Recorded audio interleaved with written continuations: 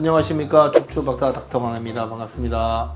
지금 구독자가 지금 기준으로 5만명이 넘게 아, 우리가 3,000명대 했나? 그때 아마 3만 명대하고 3만 명대하고 그러니까 그런 온라인 관심도 굉장히 뜨겁습니다. 뭐 저는 일개 유튜버라서 사실 뭐 그렇게 사회적 영향력이 없으니까 너무 그렇게 제가 하는 말에 관심 안 가셔도 됩니다. 이건 오프라인적인 관심인데 어디 음식점 가면 자꾸 알아보셔가지고 상당히 난처할 때도 있고, 어제도 사실 음식점을 두 군데를 갔는데 두 군데 다 구독자라 그러셔가지고 제가 상당히 난감했고, 제가 어떻게 해야 될지 솔직히 잘 모르겠거든요. 그러니까 제가 실제적으로 이야기하셔도 제가 무슨 이야기를 해야 될지 이런 걸 잘 모르기 때문에 예 안녕하세요까지만 하고 저 끝내거든요. 너무 서운하게 생각하지 마시고 온라인과 또 오프라인은 다르니까 이해해 주시기 바랍니다.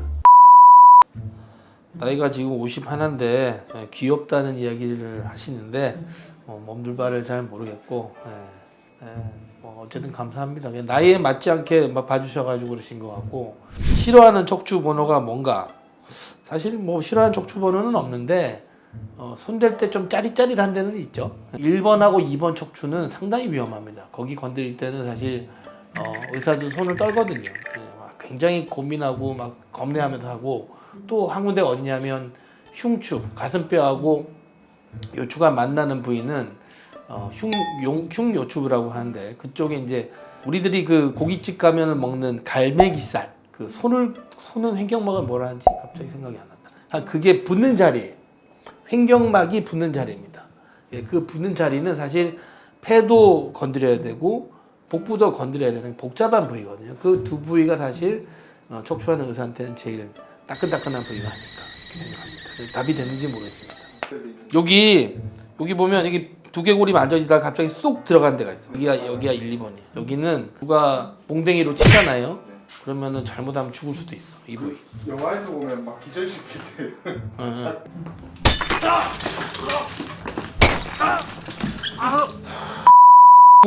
여기 한번 기절할 수도 있어요. 요 만져진 요 자리가 그 1번, 2번 척추 자리인데 그 바로 위에 펀드라고 볼록 튀어나온 데가 있는데, 거기는 숨하고 생명을 관장하는 동네라 잘못 맞으면 거기 피나면 골로 갑니다. 바로 즉사. 친구들끼리 뭐 머리 치고 이런 것도 한 방에 보낼 수 있기 때문에 살살 애정을 담아서 치시기 바랍니다.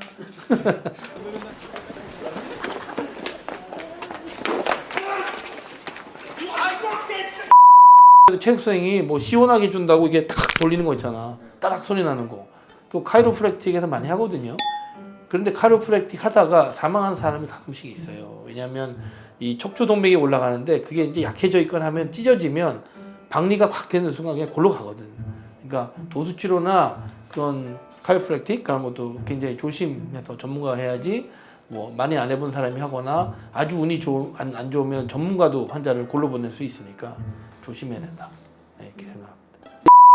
이 기억에 남는 환자분 썰이 궁금해요. 저번에 했는데 한번. 그 영상 찾아보라고 여기 달아야 되나? 네 알겠습니다. 수면 시 올바른 자세를 추천해 주세요. 이것도 우리 수면 베개 할 때 했는데, 수면 베개 할 때 수면 베개 한번 찾아보시고 뭐 편하신 대로 주무시면 됩니다. 편하신 대로. 미국의 그 특수부대 사람들이 총알이 빗발치는데도 수면을 하는 훈련을 하거든요. 그 이미지네이션을 하는 몇 가지 이렇게 상황이 있어요. 야자수 밑에서 풀 릴렉스해서 자는 그런 것들을 아주 시끄러운 상태에서도 하게끔 하거든요.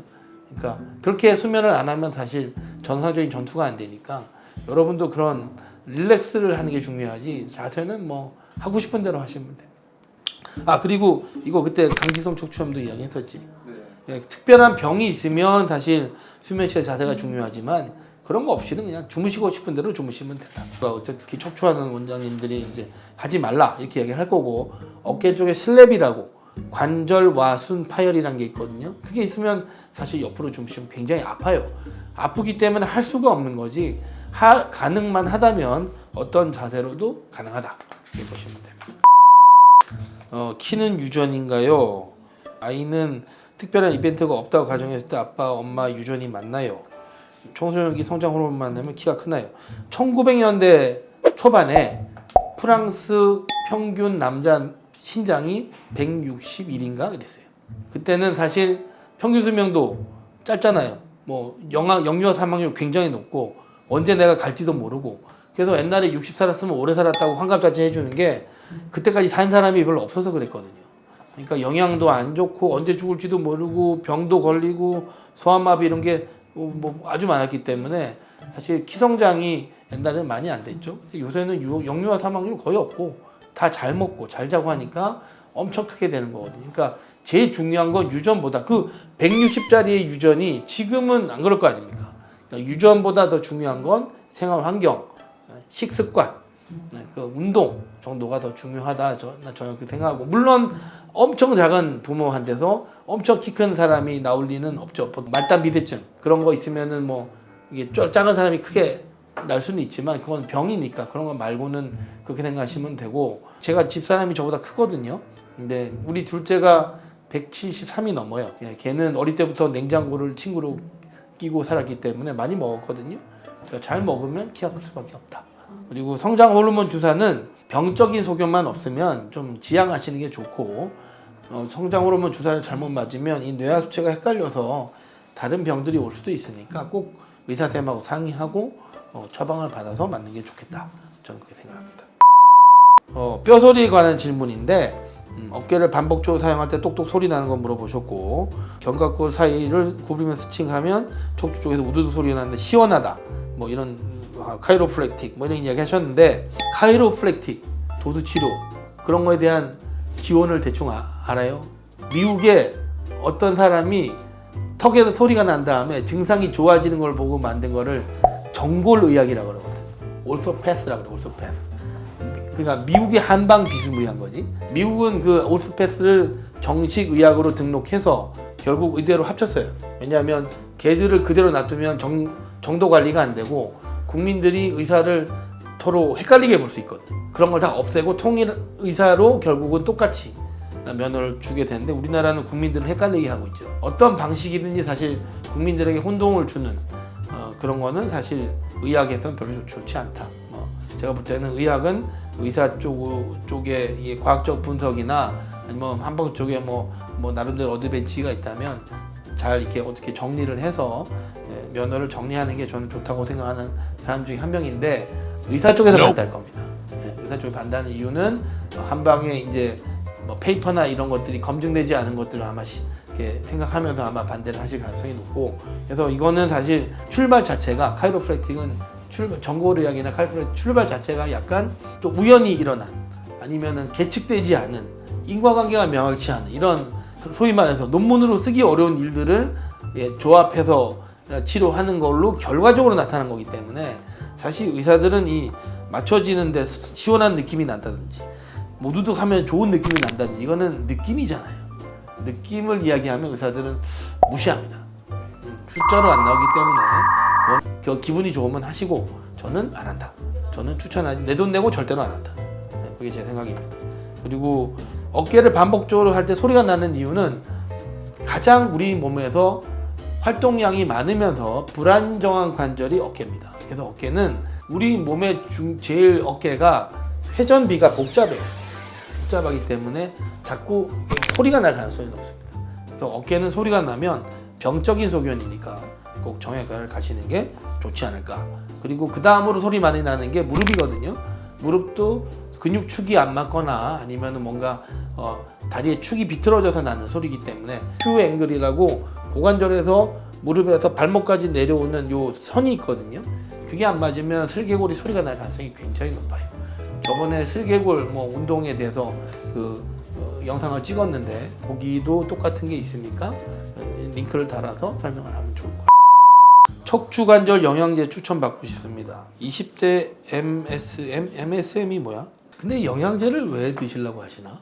영양제랑 치료제의 차이가 뭔 것 같아요? 영양제는 봐봐.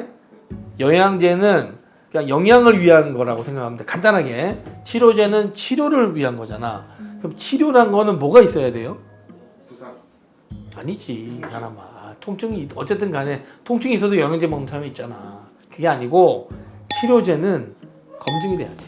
자, 우리가 어떤 치료제를 먹어요. 그럼 내가 A라는 약을 먹었어. 그 약을 먹었을 때 안 먹은 사람하고 일단 비교해야 되고, 먹은 사람 중에 용량을 다르게 다 먹여봐야 되고, 용량을 다르게 먹였는데 얘를 3개월, 6개월, 1년 다 따져 봐야 되고, 그런 것들을 통해서 데이터화 딱 시켜서 결과가 나와야 이걸 치료제라고 합니다. 치료제는 그냥 기분이 그냥 좋으니까 야, 넌 치료제, 넌 영양제라고 하는 게 아니에요. 그러니까 영양제가 치료제가 되기 위해서는 어마어마한 논문이 필요하다. 그래서 논문 없이 기분 좋으라고 먹는 게 영양제고, 영양제는 들으면 땡큐 아니면 말고, 뭐 돈이 많고 기분이 좋으려면 먹으면 되고, 그다음 병이 있으면 영양제보다는 치료제를 먹는 게 맞다. 그리고 치료제 중에서도 장기적으로 뭔가 관절에 영향을 주거나 길게 보면 구조에 개선을 주는 약도 있거든요. 그걸 먹으면 되는 거예요. 그걸 먹고 내가 너무 치료제만 먹으니까 조금 허한데, 내가 정신적으로 허하다, 아니면 주위에 누가 충고를 해주는데 이걸 먹고 싶다, 그러면 자기 돈을 들여서 기분 좋으려고 먹는 게 영양제다. 파스는 기본적으로 진통소염제거든요. 먹는 진통제를 통해서 보충하는 게 제일 좋은데, 사실 위장장애가 있거나 아니면은 내가 다른 데는 안 아프고 딱 여기만 아파, 그러면 사실 파스를 바르는 게 좋을 수도 있어요. 근데 등짝이 다 아파, 궁뎅이부터 다리까지 다 땡겨, 그러면 그걸 파스를 다 붙일 겁니까?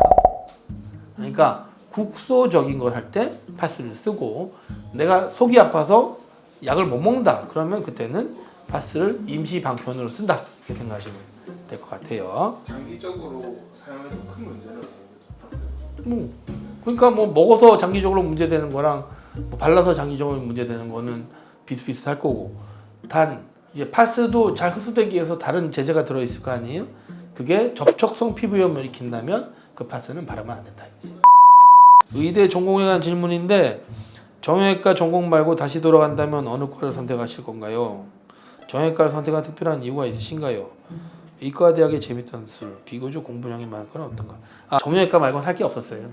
저는 내과 계열은 안 맞아요. 저는 내과는 재미없고, 내과는 이제 그 공부를 많이 해야 되고, 그다음에 항상 새로운 지식을 업데이트 해야 되고, 약으로 자기가 이제 레지멘이라고 그러는데, 여러분들은 레시피라고 하는 게 더 편할 거예요. 레지멘을 자꾸 개발해서 이 약도 써보고 저 약도 써보고 이게 환자한테 맞나 안 맞나를 면밀히 꾸준하게 길게 관찰하는 과가 내과인데, 저는 성격이 급해서 그게 안 돼요. 저는 한 칼에 고치는 수술이 좋습니다. 그리고 나머지는 재활 컨트롤하고 빨리 일상으로 돌아가는 그런 과가 좋아서 정형외과를 했고, 그 다음에 뚝딱거리고 만지는 거 좋아하거든요. 그래서 저는 정형외과 딱, 외과가 딱 맞습니다. 그리고 신경외과는 머리가 보기 싫어서, 전 이게 막 이게 그러니까 그 머리 안에 회로를 다 외우고 이걸 꼬아서 생각해서 수술을 해야 되는 거라서 그것도 저하고 좀 안 맞아요. 그래서 신경외과는 아예 할 생각도 안 했고, 이비인후과는 보는 부위가 너무 작으니까 뭐 좀 크게 보고 싶은 거가 해서 그래서 정형외과밖에 없고, 그러면 첫 번째, 두 번째는 대답이 된 것 같고, 뭐 정형외과는 사실 할 사람들이 정해져 있습니다. 누가 봐도 쟤는 정형외과라는 사람이 있습니다. 딱 프로토타입이 있어요. 성질 급하고 단순한 거 좋아하고, 그다음에 이게 뚝딱거리는 거 좋아하고, 그다음에 약간 조폭 기질이 좀 있고, 뭐 남자같이 활달하고, 이런 사람들이 보통 정형외과를 많이 하고, 의외로 정형외과 말고는 대부분 섬세함을 원하기 때문에, 물론 정형외과도 섬세함을 원합니다. 하긴 하지만 좀 크게 째고 크게 하는 수술을 좋아하는 파트라 조금 다르다, 이렇게 생각하시면. 이러면 또 정형외과 의사 선생님들이 또 댓글 달고 그러실지도 모르겠지만 저는 그렇다. 그다음에 의과대학 때 재밌었던 술. 의과대학은 사실 재밌다면 재밌는데요, 다시 하고 싶진 않다. 레지던트 다음으로 하기 싫은 게 의과대학이고, 사실 레지던트 할래, 의과대학 할래, 뭐 의과대학을 가긴 가겠지만 6년 동안 남들 놀 때 다 안 놀고 공부 맨날 해야 돼. 방학도 짧고, 우리 본과 3학년 4학년 때는 방학이 한 달이 아니고요, 일주에 일주. 그래서 그런 거를 다시 하고 싶진 않다. 네. 비교적 공부량이 많은 과, 평생 공부를 해야 될 과는 내과입니다. 내과는 제가 볼 때는 평생 공부하셔야 될 겁니다. 그래서 저랑 스타일이 안 맞다. 기타 질문, 영상 아래 보면 이래저래 지식이 많은 모습이 보입니다. 저는 그냥 얇고, 아주 얇습니다. 절대로 깊이 모릅니다. 얇고, 그 다음에 대충 아는 스타일이고, 관심이 많은 분야는 있습니다. 역사, 철학, 그다음에 공학 이런 거 좋아하고, 과학 이런 거 좋아합니다. 처음 총상을 보았을 때 무슨 생각이 들었냐요? 다시 보고 싶지 않습니다, 솔직히. 거의 죽어서 들어오는 경우가 많고 중요 부위에 맞으면 못 삽니다. 우리나라 사람들은 총 맞고 사는 영화를 너무 많이 봐가지고 뭐 살 줄 아는데 총 맞으면 못 삽니다. 거의 죽습니다. 제가 그 리뷰해놓은 많은 영상 중에 총 맞아서 금방 죽는 영상들 이게 뭐 보시면은 아시겠지만 총 맞으면 못 살아요. 이제 총을 발사하면 총신에 그 이렇게 총알이 돌게끔 이렇게 깎여져 있습니다. 그건 왜냐하면 회전을 하면서 가야 똑바로 직선으로 갈 수 있지. 여러분 그 축구할 때 무회전 슛 하면 휘거든요. 너클볼이라고 아십니까? 투수가 던진 너클볼. 그것도 그 회전이 없기 때문에 지 맘대로 예측 안 되게 휘기 때문에 총을 일정하고 똑바로 발사하기 위해서 회전을 시키거든요. 저는 총기 전문가가 아닙니다. 근데 총상을 보면 입구와 출구가 다릅니다. 뭐 너무 총기 전문가가 말씀하시면 제가 못 알아들으니까 제가 본 대로 말씀드렸다. 평생 골다공증 살아가기, 평생 허리 디스크 걸린 채로 살아가기. 저는 후자를 택합니다. 왜냐하면 골다공증은 치료가 안 됩니다. 골다공증은 대부분 또 치료 안 디스크는 자가로 낫습니다. 골다공증은 대부분 유전적인 게 많고 섭취가 안 돼서 골이 부실한 거기 때문에 아무리 약을 먹고 물리치료를 하고 뭐 주사 맞고 해도 낫는데 한계가 있어요. 그리고 굉장히 인생이 불행해지는 병입니다. 잘 부러지고 골절돼서 계속 수술하고 하는 병인데 디스크는 아무것도 안 해도 80%가 좋아집니다. 그래서 저는 평생 디스크로 걸린 채로 살 겁니다. 아마 이 영상을 보는 80%의 사람이 아마 디스크가 튀어나와 있을 겁니다. 우리나라 사람들이 쓸데없이 디스크를 너무 걱정하는 경향이 있거든요. 절대는 무서운 병이 아니고 주치의를 정해서 가까운 정형외과 선생님한테 가서 잘 치료하시면 약만 먹고 물리치료해도 8알이 낫는다. 팔자다리는 꼭 고쳐야 하는 건가요? 일부러 힘을 줘서 11자로 바꾸어 걷는 게 낫나요? 아니면 그냥 편하게 걷는 게 낫나요? 일단은 11자로 바꿔서 걷는 거는 아무 의미가 없어요. 괜히 그냥 노력만 하시는 거고 아무 의미가 없다. 편하게 걸으십시오.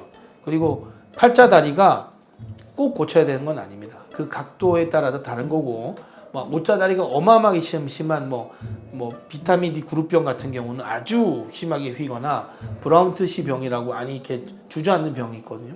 그런 건 고쳐야 되겠지만 대부분 고칠 필요는 없고 나중에 이게 관절염을 일으키면 그때는 고쳐야 됩니다. 가장 건강한 자세로 유튜브 보는 방법 아무 데나 보십시오.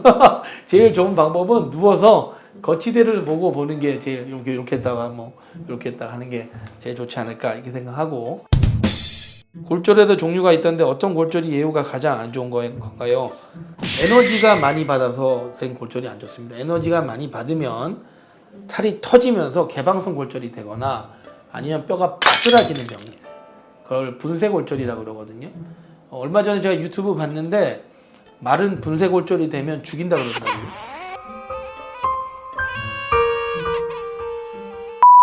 사람은 분쇄골절이 되면 죽일 수는 없잖아요.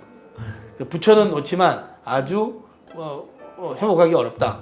얼마 전에 마스터즈라고 골프 게임이 있는데 타이거즈가 분쇄골절이었거든. 그래서 그걸 자르니 많이 이런 이야기가 오고 갈 정도. 그 뉴스만 봐도 정형외과 의사는 타이거즈가 많이 다쳤겠구나 라고 생각을 하는데 이번에 타이거즈가 라운딩을 다 돌았거든요.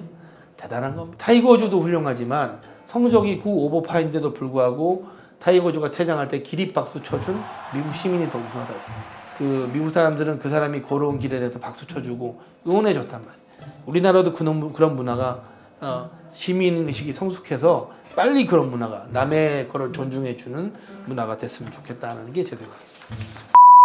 우리 마누라와 만나게 된 선을 봤습니다. 저는 능력이 없어서 오랫동안 연애를 못하고 전문의가 끝나고 선을 봤는데 여러분들이 이런 얘기하면 어떻게 생각할지 모르겠지만 결혼할 사람은 눈에 띕니다. 저기서 딱 걸어오는데 아무 일면식 없이 저도 이제 그 선장소를 가는 상황이었고 우리 집사람도 여기서 걸어오고 있는데 저 정도 여자면 괜찮겠다 라는 생각이 들었습니다. 근데 그분이 저 앞에 앉길래 결혼해야 되겠다고 생각했습니다. 선 봤습니다. 재미없습니다. 의사도 다른 병원 가나요? 만약 한다면 병명이나 증상을 의사 용어로 사용해 대화하시나요? 이거는 좀 다를 수도 있습니다. 근데 저는 정형외과 중에 척추하고 이런 질환밖에 모르는 사람이라 안과 질환 모르고요. 내과 질환 모릅니다. 모른다는 게 무슨 말이냐면 알기는 압니다. 알지만 그 병이 어떤 약을 써서 어떻게 변하고 예후가 어떻게 되는지는 제가 학교 다닐 때랑은 지금 다르거든요. 완전히 다르기 때문에 저는 가면 그 의사 선생님 얘기를 존중하고 듣습니다. 절대로 토를 다지 않고 어떤 이야기를 하시는지 끝까지 듣습니다. 아, 예, 그러십니까? 다 듣고 그 이야기가 합당하다고 생각하면 저는 그 의사 선생님한테 치료를 받고요. 합당하지 않거나 믿음이 안 간다. 그러면 저는 다른 의사 선생님을 2명 정도 더 봅니다. 3명 보고 끝내지 하스피탈 쇼핑 여러 병원을 돌아다니면서 견적 내고 하는 짓은 하시면 안 됩니다. 그거는 여러분들이 비전문가이기 때문에 100% 사기꾼을 만날 확률도 높아집니다. 2-3명 정도의 의사 선생님을 보고 그 의사 선생님 중에 골라서 아 내가 이 의사 선생님 믿음이 간다라고 생각하고 치료하시는 게 맞고 어떤 분들은 이건 제 경험입니다. 본인이 분명히 아파요. 절고 들어왔어요. 근데 아픈 게 없다고 이야기하시는 분이 있어요. 예, 그런 분들 치료 안 됩니다. 그분은 마음의 병입니다. 그리고 앉아서 자기는 아픈 게 없는데 어쩌고 저쩌고 이야기를 하거든요. 그러면 아, 이 환자는 아무것도 안 하겠구나. 치료가 안 되겠구나. 라고 생각하고 봅니다. 그러면 대충 봅니다. 어쩔 수 없습니다. 저 사람이기 때문에. 여러분들이 의사한테 마음을 열고 솔직하게 생각이 없으시면 사실 제대로 된 치료를 받기가 어렵다. 저는 그렇게 생각하거든요. 그래서 마음을 열고 진심으로 다가갈 수 있는 의사를 빨리 정하시는 게 좋겠다. 그게 제 생각입니다. 대답이 됐으면 좋겠어요. 딴 얘기 했는데. 사실 대답하기 좀 뭐 민망한 질문도 있고 그다음에 뭐 저에 대한 개인적 궁금한 점도 있어서 뭐 대답은 해드렸는데 제가 사실 의사라서 이런 개인적 질문은 사실 이야기해도 별 재미가 없을 겁니다. 제가 열심히 하는 부분은 사실 환자에 관한 부분, 의학적 정보 이런 거에 관심이 많고 저는 기본적으로 베이스, 그러니까 기본적 숫자나 데이터가 없으면 좀 무시하는 경향이 좀 있거든요. 그게 뭐 어떻게 보면은 뭐 환자를 볼 때 오히려 차갑거나 냉정하게 들릴 수도 있습니다. 근데 그게 의사가 가는 길이거든요. 그러니까 여러분들이 따뜻한 말이나 아니면 위로를 받고 싶다 그러면 사실 의사보다는 친구를 만나시는 게 낫지 않을까 저기 생각하고 병원에 오실 때는 마음을 열고 대화할 수 있고 논의할 수 있는 의사 선생님을 찾아가시는 게 여러분들이 앞으로 건강한 삶을 유지하는 데 좋을 거라고 생각해서 마지막 말로 하는 게 좋을 것 같습니다. 뭐 하면 좋을까? 사실 뭐 유튜브 제가 많이 보지는 않지만 뭐 구독자 이벤트도 하고 뭐 선물도 드리고 사실 그렇게 하는데 제가 이게 업이 아니라서 저번에도 뭐 협찬 들어왔다 그러고 뭐 어디서 하자 그러고 이렇게 하는데 사실 뭐 수익이 생기면 저희들은 카메라를 사고 뭐 영상 장비 사고 이렇게 하고 있거든요. 근데 이제 만약에 제가 너무 많은 분한 돈을 받는다. 그럼 사실 저는 의료 단체나 아니면 이런 데다가 제가 봉사하는 걸 되게 즐겨하는 편이거든요. 왜냐하면 그걸 하고 나면 의사로서 살아있는 느낌이 들어요. 진짜로 살아있는 느낌. 제가 막 구호 현장에 가서 막 열심히 수술하면 내가 의사하기 잘했지. 그런 생각이 들거든요. 근데 제가 하고 싶은 거를 그분들이 대신을 해주시잖아요. 그래서 저는 국경의사회나 아니면은 의료단체나 이런데 뭐 제가 돈이 많이 생기면 기부하거나 저도 손을 보태고 싶거든요. 근데 이제 그런 걸 하고 싶지 제가 이걸 해서 수익을 얻거나 뭐 돈을 벌거나 뭐 이런 거는 사실 별로 관심이 없습니다. 여러분들이 많이 봐주셔서 감사하긴 한데 그래서 사실 뭐 수익을 얻으면 그런 데 기부하고 싶다는 생각을 제가 말씀드리는 거고 만약 그래도 돈이 남는다 뭐 그러면 이제 그때는 뭐 구독자 이벤트나 뭐 이런 걸 할 수도 있겠지만 그게 제 삶의 우선은 아니다 이렇게 말씀드리고 싶고 만약 여러분들이 원하는 이벤트가 있다면 또 댓글로 남겨주시면 고려해서 진행해 보도록 하겠습니다. 대답이 됐습니까? 네, 감사합니다.